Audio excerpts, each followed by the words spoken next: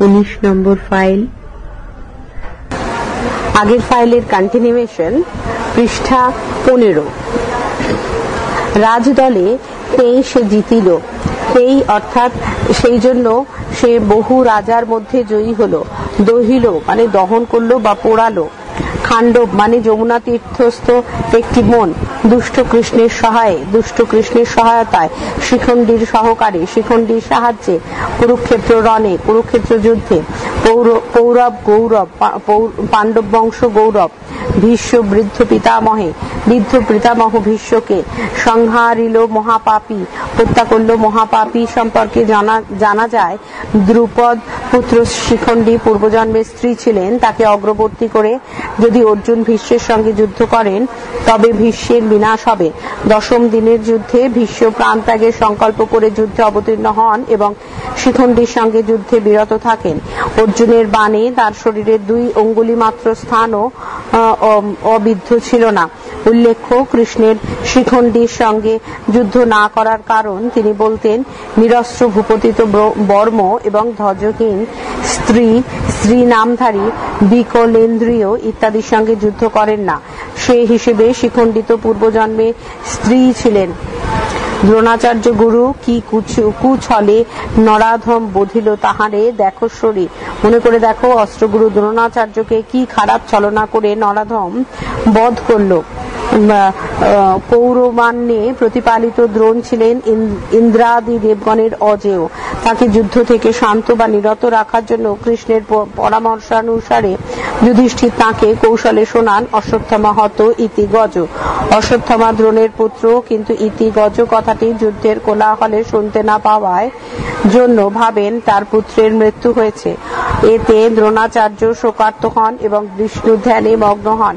এমতাবস্থায় ধৃষ্টদ্যুম্ন দ্রোণের রথে চড়ে তার কেশ আকর্ষণ করে খড়গ দ্বারা শিরচ্ছেদ করেন। বসুন্ধরা গ্রাসিলা সরসে রথচক্র জবে হায় হায় ধরিত্রী যখন সক্রোধে রথের চাকাকে গ্রাস করিলেন। যবে ব্রহ্ম সাপে বিকল সমরে মরি কর্ণ মহাযশা যার অনেক বেশি খ্যাতি। কর্ণ যখন ব্রহ্ম সাপে যুদ্ধে অক্ষম, নাসিল বর্বর তারে, বর্বর মানে অর্জুন তাকে নাশ করল। কহ মোরে শুনি মহারথী, প্রথা কি হে এই মহারথী? আমি শুনিতে চাই হে মহাযোদ্ধা, এটা কি মহাযোদ্ধার নিয়ম মাফিক কাজ? আমাকে বলো। আনায় মাঝারে আনি মৃগেন্দ্রে কৌশলে বধে, ভীরুচিত ব্যাধ ভীরু শিকারী কৌশলে ফাঁদে জালের মধ্যে নিয়ে এসে সিংহকে বধ করে। সে মৃগেন্দ্র যবে নাশে রিপু আক্রমে, সে নিজ পরাক্রমে। সেই সিংহ যখন শত্রুকে ধ্বংস করে তখন সে নিজের শক্তিকেই আক্রমণ করে। কি না তুমি জানো রাজা, কি মানে বলো বাহু পর্যন্ত। কি না তুমি জানো রাজা মানে রাজা তুমি কি না জানো। মহারথী মানে মহাযোদ্ধা। হায় রে কি পাপে রাজা শিরোমণি, রাজা নীলধ্বজ আজি নত শিরে। হায় রে কি পাপে রাজ শিরোমণি রাজা নীলধ্বজের মাথা আজ নত। পার্থ সমীপে মানে পার্থর প্রতি। কুরঙ্গীর অশ্রুবাড়ি, কুরঙ্গীর অর্থাৎ হরিণীর চোখে জল। নিবায় কি প্রভু দাবানলে, কখনো কি দাবানলে নেভে। কোকিলের কাকলি লহরী, কোকিলের কাকলি লহরী মানে কাকলি স্বরের ঢেউ। উচ্চনাদী প্রভঞ্জনে নীরবয়ে কবে, ঝড়ের উচ্চনাদে ভীম গর্জনে কবে তা নীরব হয়। ভীরুতার সাধনা কি মানে বলো বাহু। বাহু বলি কি কখনো ভীরুতার সাধনাকে মান্য করে? কিন্তু বৃথা এ গঞ্জনা থেকে আমি মণিহারা ফণি অব্দি। কুলনারী আমি নাথ প্রভু, আমি কুলনারী, বংশমর্যাদা আছে এমন নারী, বিধির বিধানে পরাধীনা, বিধাতার নিয়মে আমি অন্যের ওপর নির্ভরশীলা। নাহি শক্তি মিটাই সবলে এ পোড়া মনের বাঞ্ছা, আমার নিজের ক্ষমতা নেই যে নিজ বলে এ পোড়া মনের ইচ্ছা মেটাই। দুরন্ত ফাল্গুনী মানে দুরন্ত বসন্ত। ধাতা মানে বিধাতা। সৃজিলা মানে সৃষ্টি করলেন।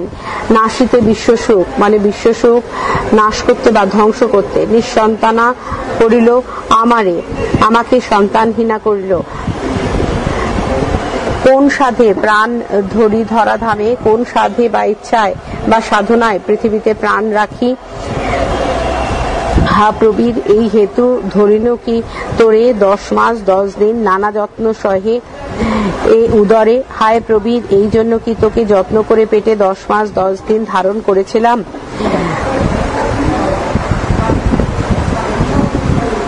কেন বৃথা পোড়া আঁখি বরশেষ আজি বাড়ি ধারা? পোড়া চোখ বৃথাই কেন আজ চোখের জল বর্ষণ করিস? কে জুড়াবে আজি বাক্য সুধা রসে তোরে? কে আজ তোকে বাক্য সুধা রসে জুড়াবে? অর্থাৎ মিষ্ট কথায় কে আজ তোর হৃদয় জ্বালা জুড়াবে? পাণ্ডবের স্বরে পাণ্ডবের তীরে বিবরে লুকায়ে কাঁদি খেদে মর অরে মণিহারা ফণি। ওরে মণিহারা ফণি মানে সাপ। জনা নিজেকে এভাবে তুলনা করেছেন, তুই এবার গর্তে লুকিয়ে মনের দুঃখে কেঁদে মর। যাও চলি মহাবলে থেকে কোথা জনা বলি, পৃষ্ঠা 16। যাও চলি মহাবলে, যাও কুরুপুরে নবমিত্র পার্থ সহে। মহা বলবান নতুন বন্ধু পার্থকে সঙ্গে নিয়ে কুরুপুরে চলে যাও। মহাযাত্রা করি চলিল অভাগা জনা পুত্রের উদ্দেশ্যে মহাযাত্রা করে চললেন অভাগা জনা। ক্ষত্র কুলবালা আমি ক্ষত্রিয় কুল বালিকা, ক্ষত্র কুল বধূ, ক্ষত্রিয় কুলের বউ। কেমন এ অপমান সব ধৈর্য ধরি? কি করে এত সব অপমান ধৈর্য ধরে রাখে? ছাড়িব এ পোড়া প্রাণ জাহ্নবীর জলে, এ পোড়া প্রাণ আমি গঙ্গা জলে বিসর্জন করিব। দেখিব বিস্মৃতি যদি কৃতান্ত নগরে লোভী অন্তে, দেখব জমপুরিতে গিয়ে যদি শেষকালে বিস্মৃতি লাভ করতে পারি। যাচি চিরবিদায় প্রার্থনা করি। প্রবেশিবে আসি নরেশ্বর, রাজা এসে প্রবেশ করবেন। কোথা জনা বলি ডাকো যদি, জনা কোথায় বলি যদি ডাকো। উত্তরিবে প্রতিধ্বনি কোথা জনা বলি, প্রতিধ্বনিও উত্তর দিয়ে বলবে কোথায় জনা। অনুশীলনী 1, সঠিক উত্তরটি বেছে নাও। প্রতি প্রশ্নের মান 1। প্রশ্ন 1.1, নীলোধ্বজের প্রতি জনা কবিতাটি যে কাব্যের অন্তর্গত? ক মেঘনাদবধ কাব্য, খ ব্রজাঙ্গনা কাব্য, গ তিলোত্তমা সম্ভব কাব্য, ঘ কোনোটাই নয়। উত্তর ঘ কোনোটাই নয়। প্রশ্ন 1.2, বীরাঙ্গনা কাব্যে কটি স্বর্গে বিভক্ত? উত্তর 11টি। প্রশ্ন 1.3, বীরাঙ্গনা কাব্যটি প্রেক্ষাপটে ছিল যে কবির প্রেরণা? উত্তর রোমক। প্রশ্ন 1.4, রোমক কবির কাব্যটির নাম ছিল? উত্তর হিরোইক অ্যাবিসেল। প্রশ্ন 1.5, মধুসূদন দত্ত ছিলেন যে শতকের কবি? উত্তর 19 শতক। প্রশ্ন 1.6, নীলোধ্বজের প্রতি জনা কবিতাটির উৎস? উত্তর মহাভারত। প্রশ্ন 1.7, মহাভারত কটি পর্বের? উত্তর 18টি। পৃষ্ঠা 17। প্রশ্ন 1.8, মূল মহাভারতের লেখককে? উত্তর ব্যাসদেব। প্রশ্ন 1.9, ব্যাসদেব লিখেছিলেন যে ভাষায়? উত্তর ক সংস্কৃত। প্রশ্ন 1.10, বাংলায় মহাভারত অনুবাদ করেন? উত্তর কাশিরাম দাস। প্রশ্ন 1.11, নীলোধ্বজ এবং জনার পারস্পরিক সম্পর্ক কি? উত্তর স্বামী স্ত্রী। প্রশ্ন 1.12, পার্থর অপর নাম কি? উত্তর অর্জুন। প্রশ্ন 1.13, প্রবীরের পিতা কে? উত্তর নীলোধ্বজ। প্রশ্ন 1.14, নীলোধ্বজের প্রতি জনার সঙ্গে মহাভারতের যে পর্বের সম্পর্ক? উত্তর অশ্বমেধ পর্ব। প্রশ্ন 1.15, জনা ছিলেন? উত্তর প্রবীরের মা। প্রশ্ন 1.16, বীরাঙ্গনা কাব্য হলো একটি? উত্তর পত্রকাব্য। প্রশ্ন 1.17, প্রবীরের মৃত্যুর কারণ? উত্তর পার্থ কর্তৃক হত। প্রশ্ন 1.18, নীলোধ্বজের সঙ্গে সম্পর্কিত? উত্তর মাহেশ্বরী পুরী। পৃষ্ঠা 18। প্রশ্ন 1.19, ভোজরাজের কন্যা ছিলেন? উত্তর কুন্তী। প্রশ্ন 1.20, ব্যাসের মাতা ছিলেন? উত্তর সত্যবতী। প্রশ্ন 1.21, কৌরব শব্দের মূলে আছে? উত্তর পুরু। প্রশ্ন 1.22 দ্বৈপায়ন শব্দের মূলে আছে, উত্তর দ্বীপ। প্রশ্ন 1.23 নলিনীর প্রতিশব্দ, উত্তর পদ্ম। প্রশ্ন 1.24 চণ্ডালের পদধূলি বলতে কার ইঙ্গিত করা হয়েছে, উত্তর অর্জুনের। প্রশ্ন 1.25 বৃদ্ধ পিতামহ ভীষ্ম হলেন, উত্তর পৌরব গৌরব। প্রশ্ন 1.26 তেই বলতে বোঝায়, উত্তর সেই জন্য। প্রশ্ন 1.27 জনার অভিযোগ মূলত কাদের সম্পর্কে, উত্তর পাণ্ডবদের। প্রশ্ন 1.28 জনা কোন বংশের, উত্তর ক্ষত্রিয়। প্রশ্ন 1.29 জাহ্নবীর জলে বলতে বোঝায়, উত্তর গঙ্গার। পৃষ্ঠা 19। প্রশ্ন 1.30 কৃতান্তনগর আসলে হলো, উত্তর জমপুরি। 2 সঠিক উত্তরটি বেছে পূর্ণ বাক্যে উত্তর দাও। প্রশ্নমান 1। প্রশ্ন 2.1 প্রবীর কে ছিলেন, উত্তর প্রবীর ছিলেন মাহেশ্বরী পুরীর যুবরাজ। প্রশ্ন 2.2 কি কাজ বিলাপে প্রভু কোন প্রসঙ্গে জনা একথা বলেছেন, উত্তর সম্মুখ সমরে পড়ে প্রবীর স্বর্গাধামে গেছে বলে জনা একথা বলেছেন। প্রশ্ন 2.3 কৌরব সরসে নলিনী উপমাটি কার ক্ষেত্রে কি কারণে প্রযোজ্য, উত্তর উপমাটি দ্রৌপদীর পঞ্চস্বামীর পত্নী হওয়ার জন্য প্রযোজ্য। প্রশ্ন 2.4 রাজদলে তেই সে জিতিল বক্তা এ কথার কারণ কি, উত্তর বক্তার এ কথার কারণ হলো ছদ্মবেশে অর্জুন স্বয়ম্বর সভায় উপস্থিত ছিলেন। প্রশ্ন 2.5 যাহা প্রবীরের লোহিত এখানে যাহা কি, উত্তর এখানে যাহা হলো অর্জুনের হাত। প্রশ্ন 2.6 ব্যাস পাণ্ডব কীর্তন গান গায়েন সতত শূন্যস্থানটির শব্দটি বলো, উত্তর উদ্ধৃত বাক্য বন্ধে শূন্যস্থানে শব্দটি হবে দ্বৈপায়ন ঋষি। প্রশ্ন 2.7 ফিরি যাবে রাজপুরে প্রবেশিবে আসি কে কোথা থেকে ফিরবেন, উত্তর জাহ্নবীর তীর থেকে নীলোধ্বজ ফিরবেন। পৃষ্ঠা 20। প্রশ্ন 2.8 জানি আমি কহে লোকে রথিকুলপতি কার সম্পর্কে কার এই উক্তি, উত্তর জানি আমি কহে লোকে রথিকুলপতি উক্তিটি পার্থ সম্পর্কে জনার। প্রশ্ন 2.9 নাসিল বর্বর তারে কোন বর্বর কাকে নাশ করলো, উত্তর নাসিল বর্বর তারে এখানে অর্জুন কর্ণকে নাশ করলেন।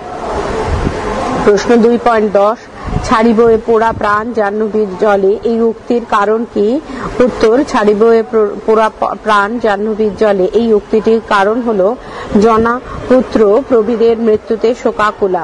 প্রশ্ন 2.11 কে না জানে তারে সৈরিনী কার সম্পর্কে কেন একথা বলা হয়েছে, উত্তর কুন্তী সম্পর্কে তার কুমারী অবস্থায় পুত্রের জন্ম দেওয়ার জন্য একথা বলা হয়েছে। প্রশ্ন 2.12 চণ্ডালের পদধূলি ব্রাহ্মণের ভালে কে চণ্ডাল এবং কে ব্রাহ্মণ, উত্তর এখানে চণ্ডাল হলো অর্জুন এবং নীলোধ্বজ হলো ব্রাহ্মণ। প্রশ্ন 2.13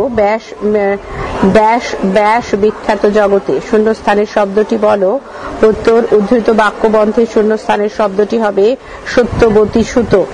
প্রশ্ন 2.14 ভাবি যদি পাঞ্চালীর কথা কে পাঞ্চালী, উত্তর এখানে পাঞ্চালী হলো দ্রৌপদী।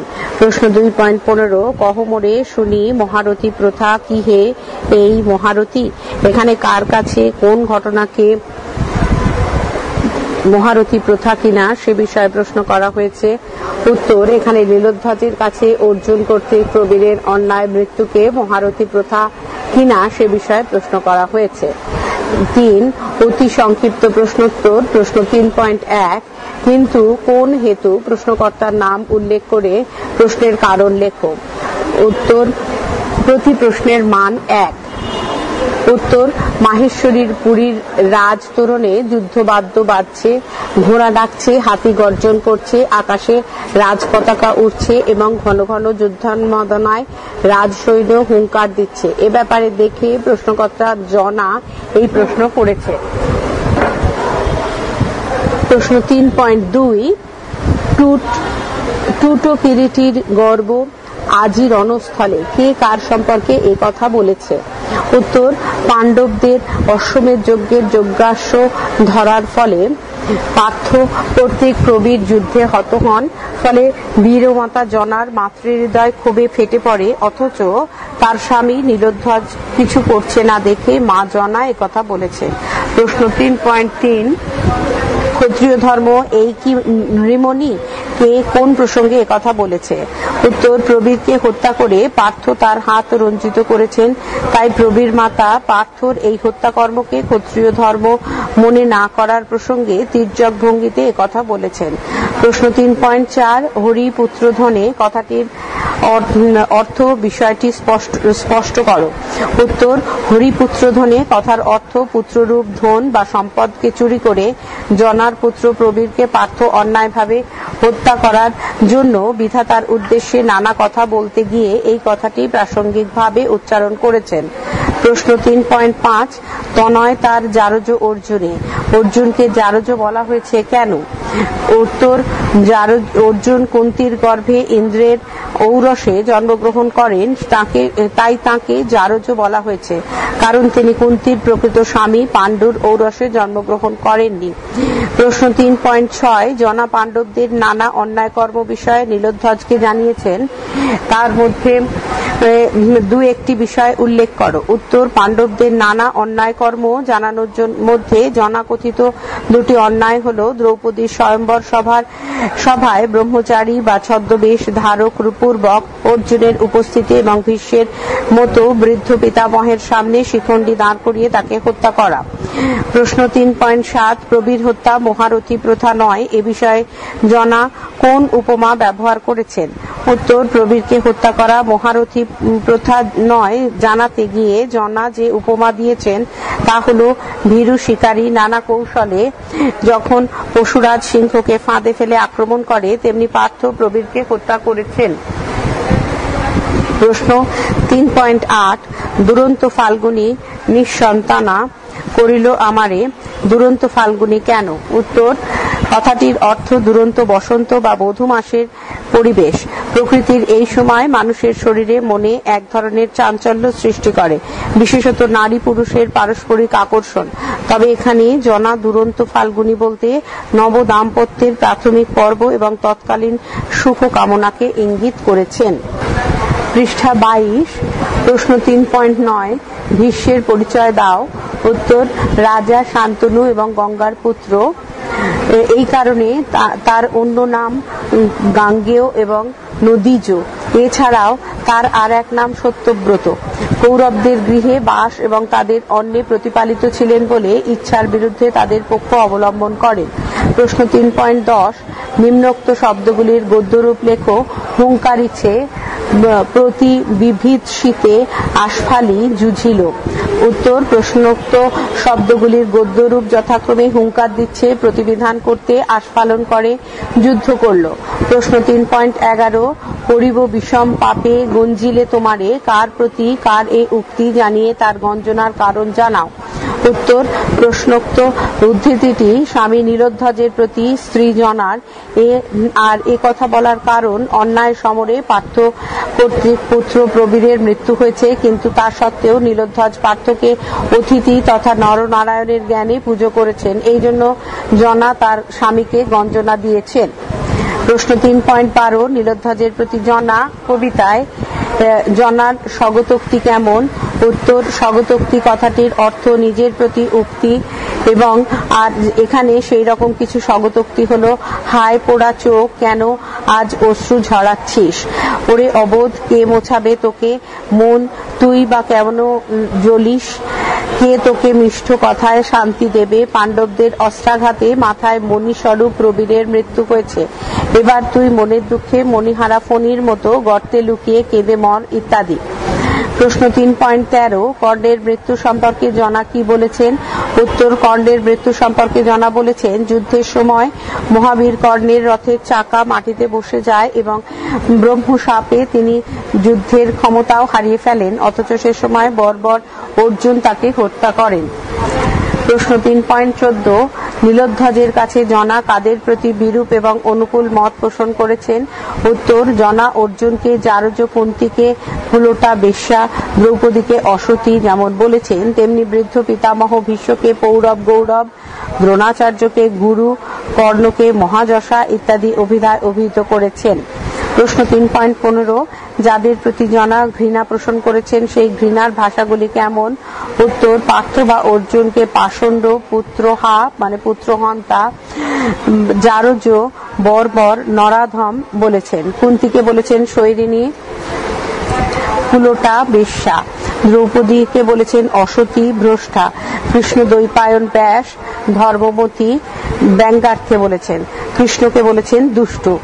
প্রশ্ন 3.16, কবিতার নাম নীলোধ্বজের প্রতি জনা, কিন্তু শেষাংশে এটিকে জনা পত্রিকা বলা হয়েছে কেন?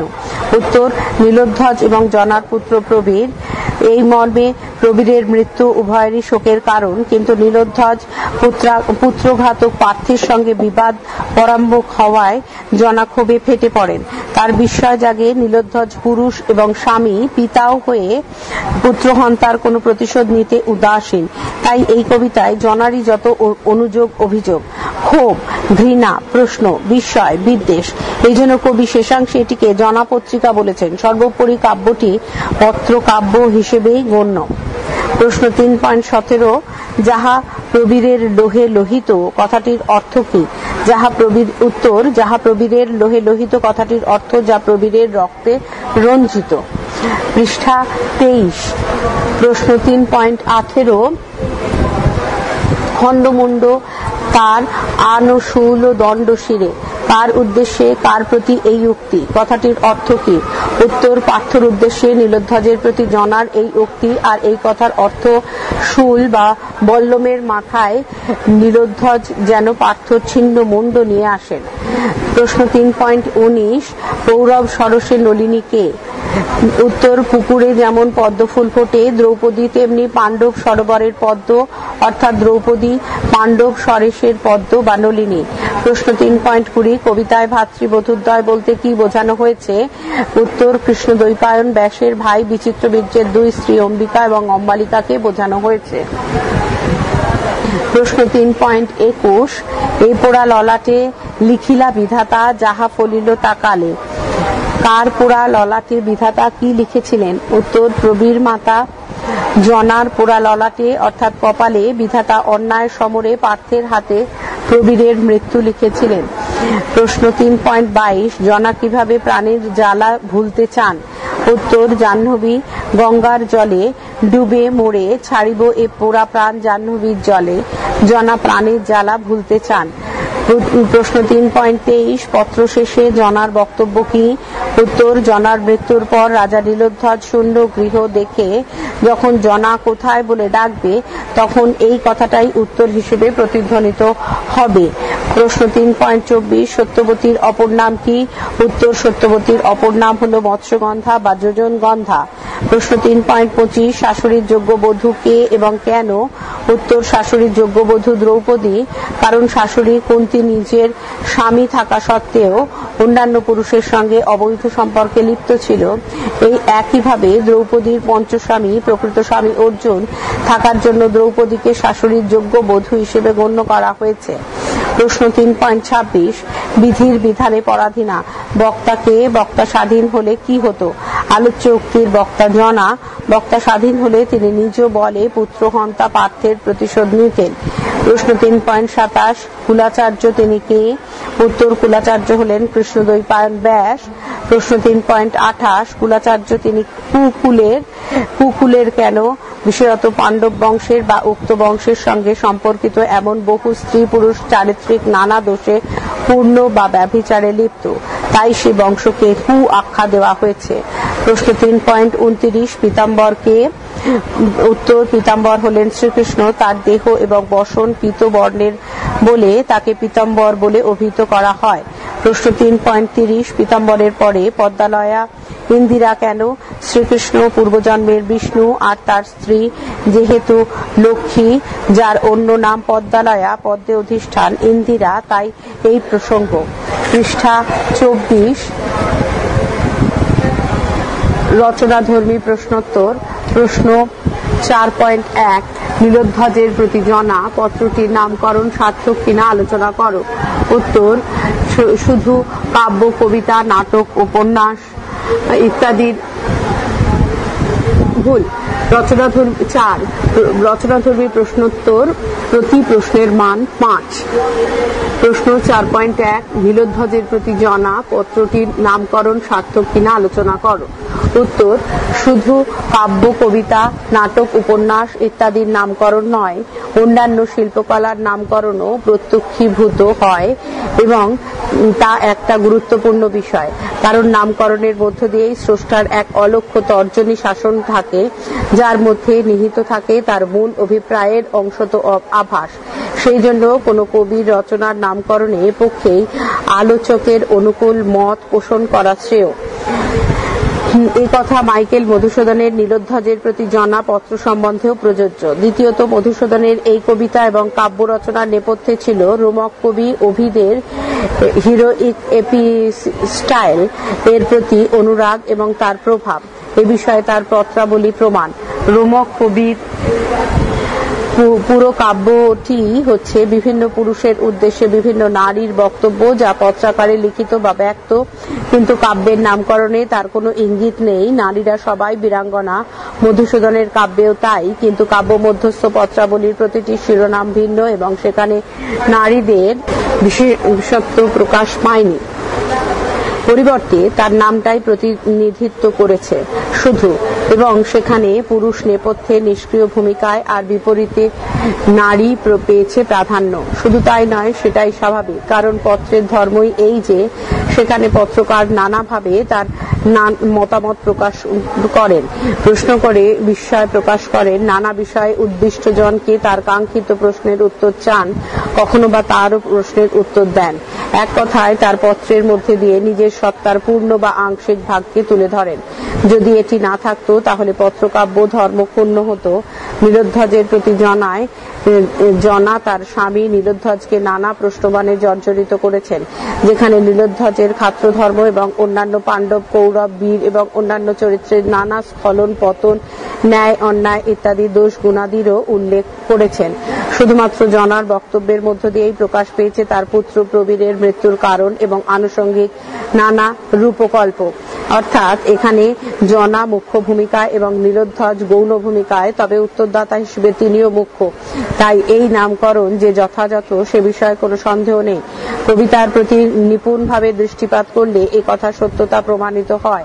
যেমন রাজতোরণের দৃশ্য, প্রবীরের মৃত্যুর প্রতিবিধানকল্পে নীলোধ্বজকে যথাযথ ব্যবস্থা নেওয়ার আবেদন, জন্ম মৃত্যু সম্পর্কিত জাগতিক নিয়ম, কুন্তী, অর্জুন, দ্বৈপায়ন, ঋষি, দ্রৌপদী, ভীষ্ম, দ্রোণ, কর্ণ প্রমুখের বর্ণময় চরিত্রস্বরূপ উদ্ঘাটন, মাতৃসত্তা, শোক তাপ নিবারণ প্রভৃতি প্রসঙ্গে উত্থাপন করেছেন জনা।